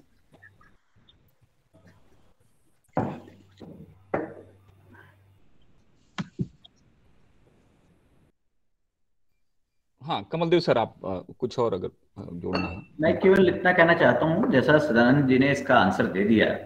बेटा हिंदी माध्यम के बाद केवल मुख्य परीक्षा में क्वालिफाइंग इंग्लिश का एक क्वालिफाइंग पेपर होता है जिसमें 33% मार्क पाने होते हैं। केवल 50 नंबर का ग्रामर होता है, एसे होता है, कॉम्प्रिहेंशन और प्रेसी राइटिंग होती है। वो केवल 5-10 साल का पेपर सॉल्व करके और 1 महीने की भी अच्छी तैयारी से उसे हम बहुत बेहतर कर सकते हैं। इसलिए इंग्लिश पेपर में बहुत ज्यादा नंबर भी नहीं पाना, क्वालिफाइंग है तो क्वालिफाइंग को क्वालिफाइंग की तरह रखें, उतनी मेहनत करें, लेकिन मेहनत जरूर करें और ये बड़ी आराम से आप इसको क्वालिफाई कर सकते हैं। यहाँ किसी भी तरह की हिच नहीं होनी चाहिए। और भी क्वेश्चन? ठीक है, धन्यवाद सर। सर दूसरा प्रश्न है, बहुत विद्यार्थी यूपीएससी की तैयारी करना चाहते हैं लेकिन पैसों के सक्षम नहीं होने के कारण वह चूक जाते हैं। ऐसे विद्यार्थियों के लिए क्या कोई विकल्प है? ये बाजारवाद जब से हुआ है तो ऑब्वियस सी बात है कि, और जब प्रोफेशनल कोचिंग आती है तो निसंदेह कहीं ना कहीं पैसा भी उस कैरियर के लिए, उस इंस्टीट्यूट के लिए जरूरी होता है। पर बेटा ये ऐसा नहीं है कि पैसे के कारण किसी को वंचना हो और उसे पढ़ाया ना गया हो। मैंने देखा कोई प्रियांशु प्रियदर्शी का एक क्वेश्चन था चैट में, मैंने भी देखा। बेटा आपका हमेशा वेलकम है। कई सरकारें इसके लिए बहुत सारी योजनाएं लाती हैं। दिल्ली सरकार की जय भीम योजना है जिसमें निर्माण आईएएस भी एनरोल्ड है। अगर आप दिल्ली से पास आउट हैं और क्राइटेरिया पूरा करते हैं आपको फ्री कोचिंग मिलेगी, इवन स्टाइपेंड भी मिलेगा। अभी केंद्र सरकार ने हमारे प्रयागराज सेंटर को चुन लिया है जिसमें 85 लड़कों को हमें मुफ्त में शिक्षा देनी है और 6,000 रुपए तक स्टाइपेंड देना है। तो अगर आप उसके अंतर्गत आते हैं तो आप एकदम वेलकम है, क्राइटेरिया अगर पूरी करते हैं, क्योंकि एक योजना सरकार की योजना के तहत। मेरी तरफ से ये रहा कि आपको पता होगा बहुत ही बच्चों को मैंने ऐसे जहां पे संभव हो सकता है हम योगदान देंगे, जरूर देंगे। और मैं ये कहता हूं पैसे की जितनी आप लोग सोचते हैं उतनी भी दिक्कत नहीं है इस एग्जाम के प्रिपरेशन करने के लिए। ये इतनी भी जो फीस है वो उतनी ज्यादा नहीं है, लेकिन अगर कोई दिक्कत आती है तो आप बात कीजिए, जरूर उसका हल निकलेगा। और इसके लिए हम लोग यहाँ बैठे हैं, अमरेंद्र जी के थ्रू आप बात कर सकते हैं। ठीक है बेटा? सर मेरा एक प्रश्न है आपसे कि आईएएस बनने की जो तैयारी होती है उसका सबसे पहला चरण क्या हमें है जिसके माध्यम से हम अपने लक्ष्य की प्राप्ति कर सके? बेटा इसको मैं 2 तरह से बोलूंगा। एग्जाम के तौर पर पहला चरण तो होता है, 3 स्टेज का ये एग्जाम होता है, प्री, मेंस और इंटरव्यू। लेकिन इसे अलग अलग बांट कर देखने वाला सफल नहीं होगा, ये सब इंटीग्रेटेड है। प्री, मेंस प्री एक साथ, और इंटरव्यू तो रोज आप व्यक्तित्व विकास तो आपका रोज होता है। तो ये बड़ा ही होलिस्टिक चरण है, सबको साथ रख के चलना है। और मेंस कॉन्सेप्ट अच्छे हैं, मेंस की पढ़ाई बहुत अच्छी है, तो अब आप आगे बढ़ें, एक पूरा कैरिकुलम बना लें, एक शेड्यूल बना लें, टाइम टेबल बना लें और उसके अकॉर्डिंग कम से कम 1 साल इस पे इन्वेस्ट करें तो आपका बेहतर तैयारी होगा। और जो आपने कहा कि stage, obviously second year third year में हम एनसीईआरटी, आपको आश्चर्य होगा, मैं हमेशा कहता हूं बाइबिल, गीता, कुरान, आप दिस प्रिपरेशन, इस सिविल सर्विस की तैयारी के लिए गीता, बाइबिल, कुरान तीनों एनसीईआरटी है जो 6 से 12 में आप पढ़ते हैं। तो स्टेज पहला ये होना चाहिए कि 6 से 12 की जो आर्ट साइड की, जिसमें हिस्ट्री, पॉलिटी, ज्योग्राफी, इकोनॉमी है, इसको कंप्लीट करो। और इसको अगर आपने अच्छे से कंप्लीट कर लिया, आपका बैकग्राउंड, आपकी फाउंडेशन मजबूत हो गई और फिर आप तैयारी करें। तो 2 चरण, पहला चरण यूपीएससी की तरफ से प्री होता है, लेकिन प्री की शुरुआत केवल प्री की तैयारी कभी ना करें, मेंस और पूरी पढ़ाई को लेकर चलें। और दूसरा क्वेश्चन है स्टेज का मतलब ये है अगर कि कैसे शुरू करें, तो आप एनसीईआरटी से शुरू करें और एक न्यूज़पेपर पढ़ने की हैबिट डालें, एकदम आदत दिलाएं, क्योंकि करंट और अप्लाइड क्वेश्चन आते हैं तो पेपर पढ़कर उस पे अपने नोट्स बनाएं और एनसीईआरटी पढ़ें और फिर आप आगे नेक्स्ट स्टेप के लिए बढ़ें। क्लियर है बेटा आपको? अगर कोई डाउट है तो आगे भी पूछ सकती हैं, अगर क्लियर है तो थैंक यू सर। एक प्रश्न अभी और आया है मेरे पास कि एक जो विद्यार्थी है वो ये बात कैसे सुनिश्चित करे कि वे यूपीएससी के लायक है? राहुल, अब लायक की और ना मत जोड़ो, लायक हो जाओगे। बेसिकली ये है कि बेटा ये तो आपकी एक्चुअलाइजेशन है, पहले तो ठानो कि क्या करना है। रही बात एग्जाम, कोई ऐसा आईआईटी या मेडिकल की तरह बहुत इंफॉर्मेशन बेस का नहीं है, अप्लाइड है, आपका कंटेंट इंपॉर्टेंट है। सोच बेटा, ये एक ऐसा एग्जाम है जिसमें पढ़ना एक बार है और लिखना 2 बार है और सोचना 3 बार है। विजुअलाइज करो, सोचो चीजों को और प्रेजेंट करो। मोटी मोटी बुक पढ़ के हम बहुत सारे, जैसे अगर सदानंद, मैं बहुत पहले जरा सदानंद के बारे में बात बोल दूं। थैंक यू सदानंद, तुमने मेरी भूमिका निभाई, क्योंकि आज का जो मुख्य पक्ष था, विषय था, वो था हिंदी माध्यम में नौकरी के अवसर। हम लोगों ने रोल ही चेंज कर लिया। मैंने मोटिवेट किया, मैंने बातें कही कि कहीं छुपा नहीं है, और देखो कितनी अच्छी सी प्रोस्पेक्ट सदानंद ने बताया पूरा वर्क करके कि देखिए, और 2-3 बातें जो उन्होंने बताई कंटेंट राइटर के तौर पर, अनुवादक के तौर पर, और नए इनोवेशन के तौर में आप कौन कौन से स्कोप खुल रहे हैं। तो रियली बहुत बढ़िया आपने फर्ज अदा किया, वो मेरा धन्यवाद ले लेना, अभी बाद में बोलना। और दूसरा जो प्रश्न था, इधर की संभाव्यता कैसे जाने। बेटा अपनी पढ़ाई देखिए, सामने सिलेबस रखो, यूपीएससी का सिलेबस होगा, और पिछले कुछ सालों के क्वेश्चन देखो मेंस के। अगर वो टॉपिक पढ़ा है और उससे रिलेटेड जो क्वेश्चन आए हैं आईएएस में, और उसको देखकर आपकी समझ बनती है, तो आप समझिए कि आप सही दिशा में तैयारी कर रहे हैं। और मेहनत करने से संभाव्यता एक्चुअलाइज होती है। पढ़ के देखें, पढ़ने के बाद अपना आंसर या एस्से राइटिंग किसी मेंटर को दिखाएं, और लगता है कि आपकी राइटिंग पैटर्न अच्छा है, आपकी सोच अच्छी है, तो आप निसंदेह आप एक पोटेंशियल कैंडिडेट हैं, आपके अंदर संभाव्यता है, आप आगे बढ़ सकते हैं। क्लियर हुआ बेटा? जी सर, धन्यवाद सर। पर सर सवालों की संख्या बढ़ती जा रही है। Swati Nandi, I am very sorry और very sorry to interrupt you, but मेरा एक क्वेश्चन है और बड़ा क्वेश्चन था, तो मैं लिखने में समर्थ नहीं महसूस कर पा रही थी।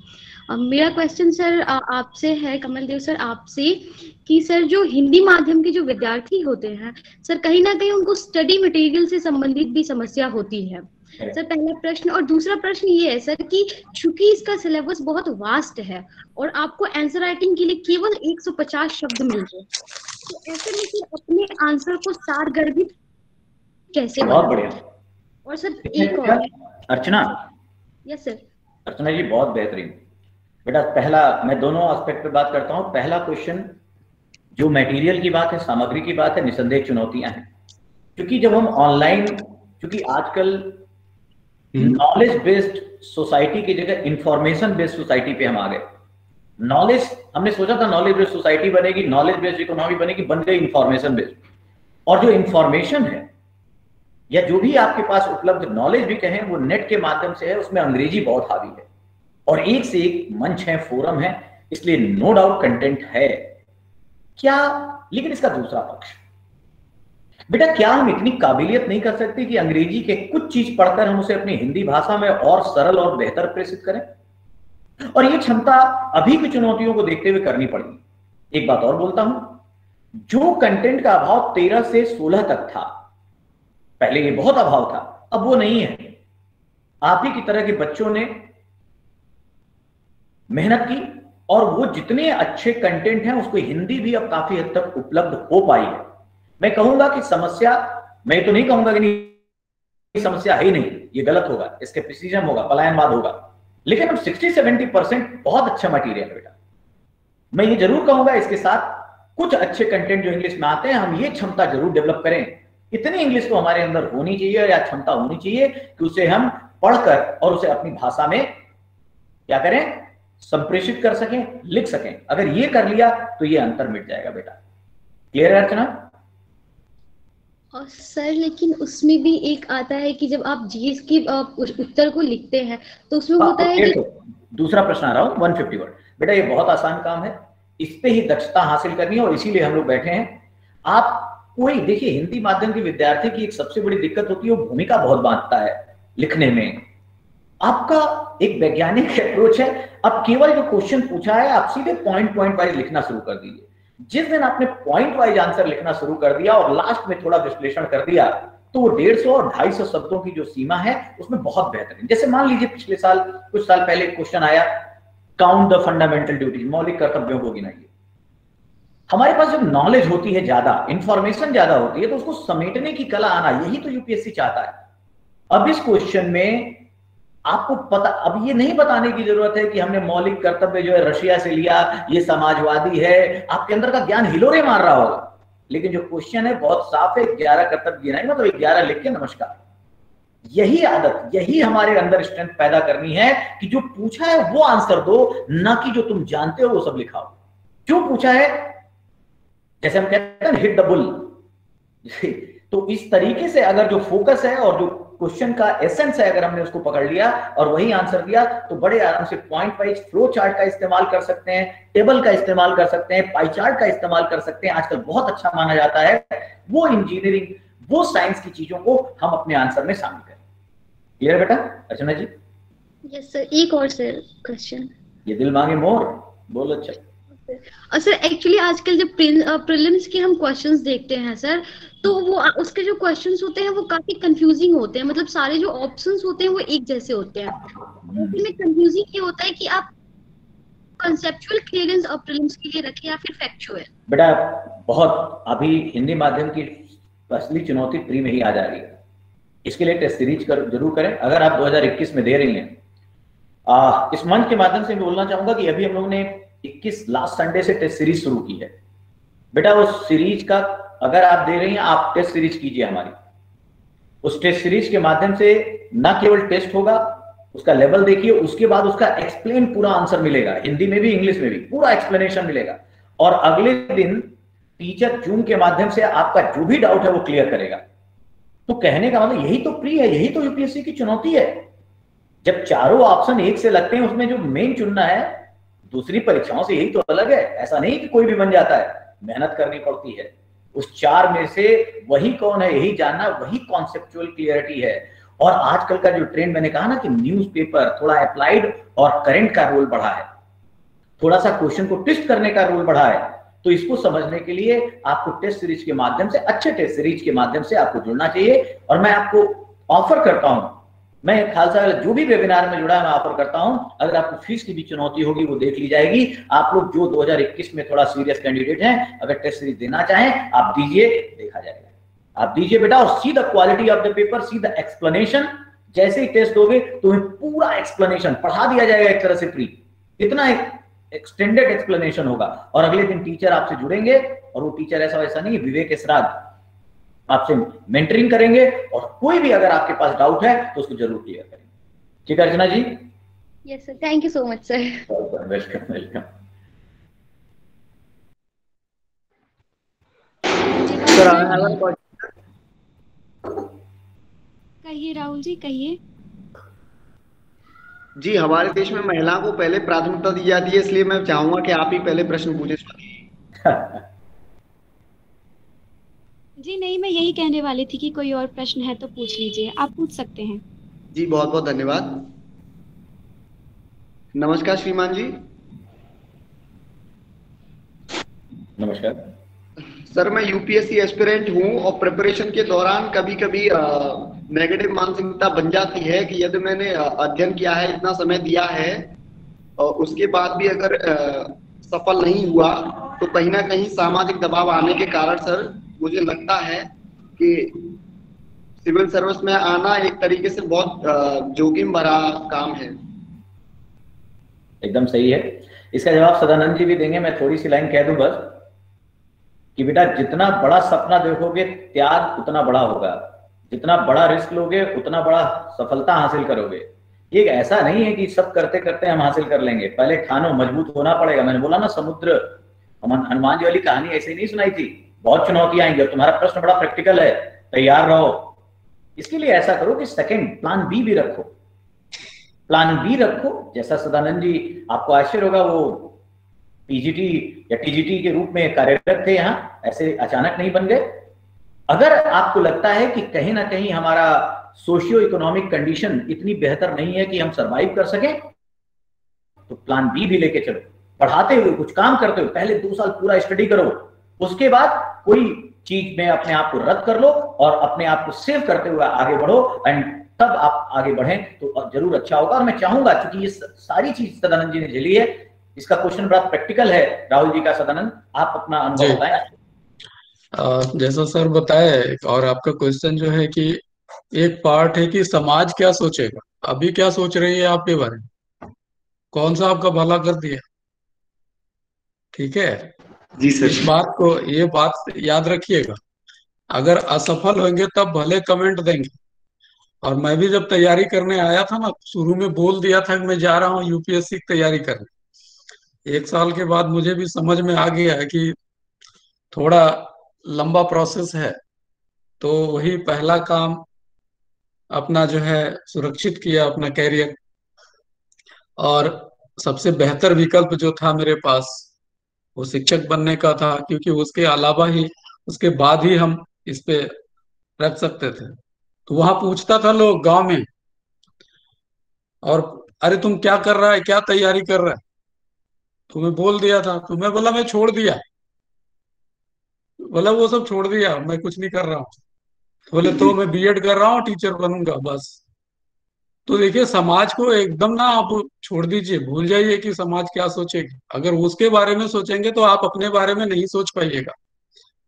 एकदम फंडा क्लियर रखिए। आज अगर मैं ये सोचूंगा ना कि प्रैक्टिकल, मैं फील्ड में जाता हूँ, नक्सल सर्च पे जाता हूँ, ऑपरेशंस होते हैं, गोलियां जी चलती है, सर। अगर ये सोचूंगा कि अगर मैं मारूंगा नहीं उसको तो वो मुझे हिट कर देगा, मैं ही वहां लुढ़क जाऊंगा। तो ये सोचो कि आप कितना जल्दी उस पर रिस्पॉन्ड कर सकते हो। अगर दुश्मन है, दुश्मन मतलब ये हम सोसाइटी को दुश्मन नहीं कह रहे हैं, कि बल्कि आप ये सोचो कि समाज अभी आपको क्या दे दिया। कोई बोलता है क्या कि आपके पास मिस्टर राहुल पैसा है कि नहीं है, किसने पूछा आपके घर के अलावा? कोई नहीं पूछा होगा। ठीक है, तो इस चीज को एकदम माइंड से उड़ा दीजिए, डिलीट मार दीजिए आप। ठीक है, और सोचिए कि मुझे करना है बस। और जिस दिन आप बनेंगे ना तो पूरी सोसाइटी आपके पास होगा, ये तो मालूम था ये लड़का कुछ करेगा। अरे उसके पहले तुम ही तो बोलते थे कुछ नहीं करेगा। इसलिए बिल्कुल माइंड मत करिए इन बातों का, आप अपने लक्ष्य पे लग जाइए। और सेकंड विकल्प एक साथ में एक विकल्प के रूप में जरूर कुछ रखिए। ठीक है, थैंक यू। श्रीमान जी, आपका बहुत बहुत धन्यवाद मेरा दृष्टिकोण बदलने के लिए। जी स्वाति, अब बस प्रश्नों का सिलसिला आप बंद कीजिए। और जी बहुत सर। सुंदर कमल देव सर ने कहा कि प्लान बी लेकर के आप सभी लोग चलें, जिसको सदानंद सर ने प्रमाणित किया और व्यवहारिक रूप में हमारे सामने उस चीज में वो सफल भी हुए।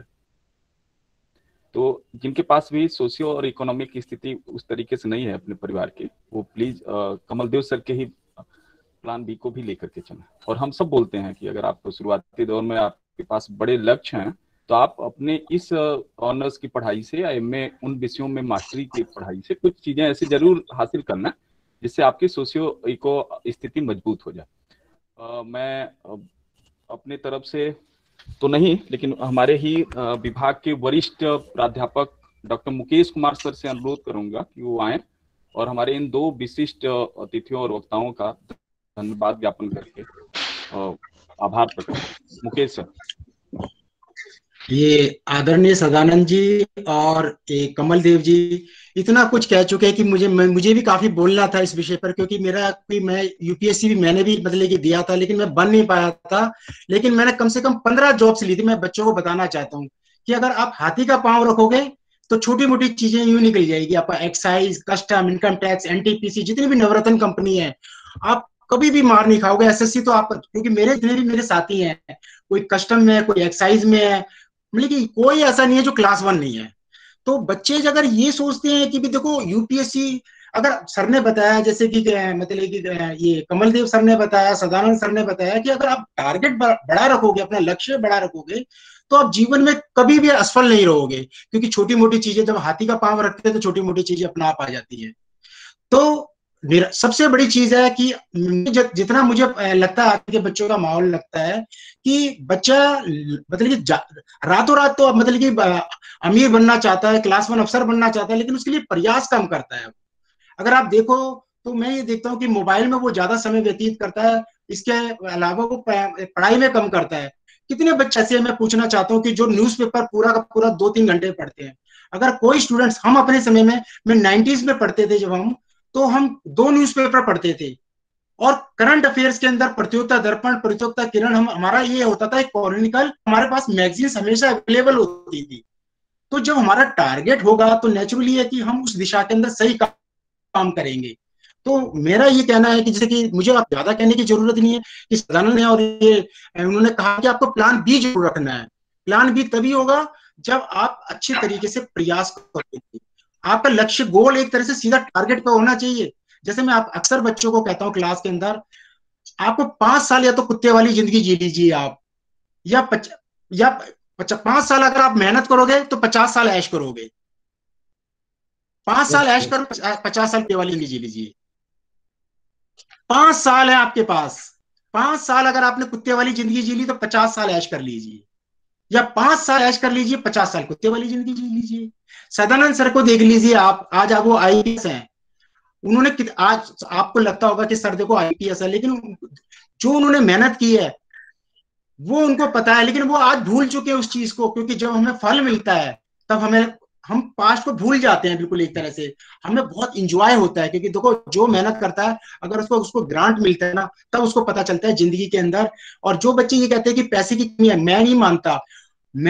अगर मैं सर्वे करके देखो आप, सबसे ज्यादा आईएएस, आईपीएस, आईएफएस अगर कोई क्लिक कर रहा है तो ग्रामीण बच्चा कर रहा है। आप डेटाज उठा के देख लीजिए, डेटाज उठा के देख लीजिए आप। और ऐसे से बच्चे जिनके मदर्स कोई चाय बेचती है, कोई काम कर रही है, या फादर कोई ऑटो चला रहा है, आप उठा के देखिए मैक्सिमम बच्चे। आप ये निर्माण सर के जो सर कमल देव सर है, ये बता देंगे आपको। इतने गरीब बच्चे, ज्यादातर गरीब बच्चे, अमीर बच्चे तो मैनेजिंग डायरेक्टर बनते हैं, अपनी फैक्ट्री चला रहे हैं। आप उठा टॉप 50 में वो आ जाते हैं, ये मैं मानता हूं। लेकिन सबसे ज्यादा अगर बच्चा आईएएस आईपीएस बन रहा है तो आप देखिए वो बच्चा वही बन रहा है जो ग्रामीण परिवेश से है। तो अगर आप टारगेट रखोगे तो देखो मैं आपको बताता हूँ, जितनी नवरत्न कंपनी एनटीपीसी है, ओएनजीसी है, वहां पर हिंदी का भी इतना है। राज्यसभा, लोकसभा, रेलवे, ये कहीं खत्म नहीं होने वाला, हिंदी कहीं खत्म नहीं होगी, मेरा मानना है। आप ये देखो रेडियो जो कि बन सकते हो अगर आपकी आवाज, आपकी पर्सनैलिटी अच्छी है। जितने भी स्पोर्ट्स के चैनल है आप देखो, सारे हिंदी में आ गए हैं, आप सारे हिंदी के अंदर आ गए हैं आप। और उन स्पोर्ट्स चैनलों के अंदर देखो कितना पैसा है। आप देखो एंकर्स का, आप देख लीजिए जो आप ये जितने भी एंकर्स आ रहे हैं आप देख लीजिए इनको। लेकिन हाँ, उसके लिए आपको इतनी इंग्लिश तो आनी पड़ेगी, क्योंकि ग्लोबलाइजेशन का जमाना है। इतनी इंग्लिश तो जो कुछ बच्चे पूछ रहे थे कि वो 33 मार्क्स का पेपर आता है, अरे आप मॉडर्न जमाने में हो, मुझे नहीं लगता कि कोई भी बच्चा उस पेपर को पास नहीं कर सकता। और इतनी इंग्लिश तो जरूर आनी है कि अगर आपको सफल होना है तो। बगैर इंग्लिश के आपको हिंदी की कोई उपयोगिता नहीं है, क्योंकि अगर आपको त्रिभाषा भी करना है, आपको जैपनीज, चाइनीज, फ्रेंच भी सीखनी है, अंग्रेजी भी सीखनी है, तो आपको इंग्लिश आनी जरूरी है, तभी आप आगे अपना फ्यूचर को डेवलप कर सकते हो। तो मैं ज्यादा नहीं कहते कि ये जो कमल देव सर और ये सदानंद सर हैं, इन्होंने इतना कुछ कह दिया है। और मैं खालसा कॉलेज के परिवार की तरफ से उनका धन्यवाद करना चाहूंगा कि जिन्होंने सभी बच्चों और जो हमारे प्राध्यापक हैं उनको भी अपने ज्ञान से आदोलित किया। नमस्कार सर, बहुत बहुत धन्यवाद आप लोगों का। Thank you very much. जय हिंद। जय हिंद। धन्यवाद सर। सर अभिषेक सर का मैं धन्यवाद करना चाहूंगी, जिन्होंने आप दोनों की सारी डिटेल्स हमारे पास समय अनुसार उपलब्ध कराई। वो लगातार हमारे साथ रहे और किसी भी वक्त किसी भी चीज की जानकारी के लिए हमेशा साथ रहे। धन्यवाद सर। अच्छा, इसमें मैं एक चीज और कहना चाहूंगा स्वाति, मैं 3 एग्जाम्पल और आपको देना चाहूंगा। अब ये देखिए, एक्सीलेंट होना पड़ेगा आपको। अगर आपको आईएएस से किसी भी फील्ड में जाना है तो एक्सीलेंट होना पड़ेगा। देखो फॉर एग्जाम्पल, राम जेठमलानी 1.5 करोड़ रुपए एक फीस के लेते थे 10 मिनट के अंदर। क्यों देते? क्योंकि और भी वकील थे। एक वकील ऐसा होता जो 500-1000 रुपए भी लेके नहीं जाता शाम तक, और राम जेठमलानी 1.5 करोड़, क्योंकि उनका एक्सीलेंट थे वो अपने वर्क के अंदर। दूसरा, आप सुंदर पिचोई को लीजिए, डॉक्टर को लीजिए, सिर्फ वो एक चीरा लगाकर सिर्फ वो ये बताते हैं यहाँ पर एक चीरा लगाना है 30 लाख रुपए। आप ये देख लीजिए, मेदांता खड़ा कर लिया उन्होंने, पहले एस्कोर्ट्स तैयार किया, उसके बाद मेदांता तैयार किया उन्होंने। जब तक एक्सीलेंट नहीं होगा आपके अंदर, एक्सीलेंस नहीं होगा, तब तक आप आगे नहीं बढ़ सकते। आपको दुनिया से अलग हटकर काम करना होगा। मैं सभी बच्चों को ये कहना चाहूंगा कि अगर आप दुनिया से हटकर आप काम करोगे, नौकरी तो उतनी है, तो चावल के दाने तो उतने ही है ना, लेकिन कुछ लोगों को, सभी लोगों को नहीं मिलेंगे। रेलवे के अंदर एक डब्बा है मेट्रो का, है ना, भरा रहता है, कुछ लोगों को तो खड़ा होना ही पड़ेगा। लेकिन जो टैलेंटेड होते हैं ना, वही आगे बढ़ते हैं, टैलेंटेड लोग आगे बढ़ते हैं। तो आप लोगों को मेहनत करनी चाहिए, और मेहनत करने के लिए कुछ ना कुछ तो खोना पड़ता है। देखो, आपको अपनी मतलब कि टाइम निकालना पड़ता है ना। और जितने भी लोग आगे बढ़े हैं ना, उनका यही मूल मंत्र रहा है कि उन्होंने अपने आप को, अपने समय का सदुपयोग किया है। तो समय का सदुपयोग करना बहुत जरूरी है। धन्यवाद सर। धन्यवाद सर। वक्ताओं के साथ साथ मैं सभी श्रोताओं, आज के कार्यक्रम में उपस्थित विभाग के सभी अध्यापकगण तथा आभासीय साथियों का भी आभार प्रकट करती हूँ, जिन्होंने अपनी सहभागिता से इस कार्यक्रम को सफल बनाया। आज का कार्यक्रम यहीं समाप्त होता है। शीघ्र ही फिर उपस्थित होंगे एक नए विषय के साथ। आप सभी का बहुत बहुत धन्यवाद।